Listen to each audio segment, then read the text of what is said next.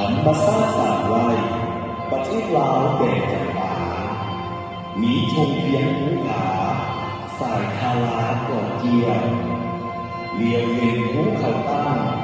สู่ตะการน้ำสง่าเขาในน้ำป่าอยู่นานแสงคาล่ำแผ่นลาววัฒนธรรมเขตแคว้นนุ่งผ้าไหมเทลายทั้งผืนฝ่ายหลากหลายสีเผ่าภาษาประดับเอกอยู่ภาคเหนือแบบใต้มีนิคมของท้องถิ่นยิ้มเสียงแคนดังจอยแสงพิมอ้อยมรดกลาว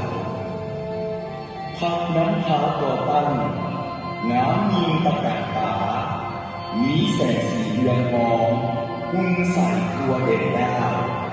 ย่อมมีการนำก้าพักน้ำพาที่สูงส่งบ้านเมืองลาวเขาจึงได้เจริญก้าวทั่วเด็ดทางเลย